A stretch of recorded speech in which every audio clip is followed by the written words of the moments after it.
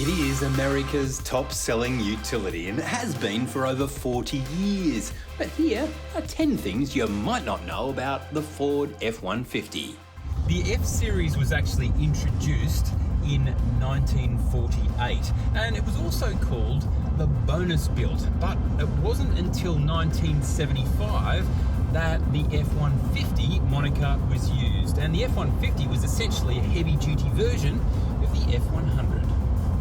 In 2015, the F150 went on a serious diet. Ford spent a hell of a lot of money engineering an aluminium body for the first time ever. Not only that, they also built a magnesium cross brace, which is super light, and the cross brace is basically that big brace that sits behind the dashboard and goes from one side of the car to the other. Now, all that weight saving really did do some cool things. In fact, they saved so much weight that the F-150 is actually lighter than its little brother, the Ranger Raptor.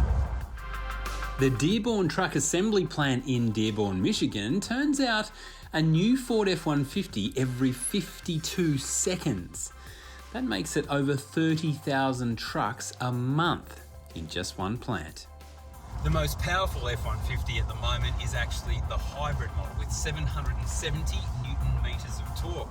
But the next most powerful is an interesting one. It's the 3.5 litre EcoBoost V6, and that's the model that I'm driving now. It's got twin turbos and it boasts 678 Newton meters of torque.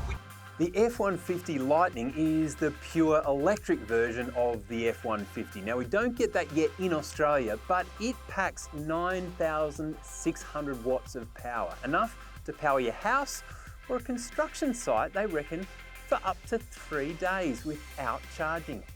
In Australia, the F-150 has a 4.5 tonne towing capacity, but in America, it's even higher at 6,350 kilograms, so 6.3 tonnes. Not too bad. Now, the tow bar in Australia is actually designed here and built here. In 2017, Ford sold 1,052,000 F-Series trucks. If lined up bumper to bumper, they'd stretch over 4,000 miles. That's all the way from New York to Los Angeles and most of the way back again.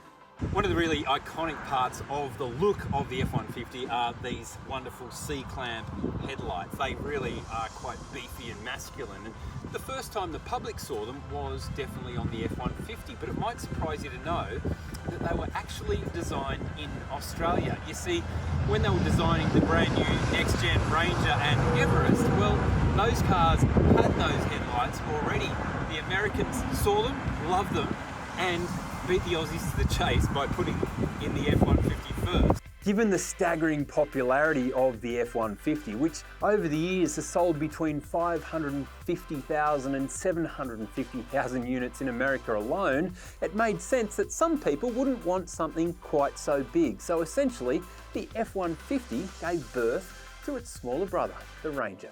Now, you might think it's a simple thing to bring a left-hand drive vehicle to Australia and swap it over to right-hand drive. Just switch the dash around, throw the steering wheel on the other side.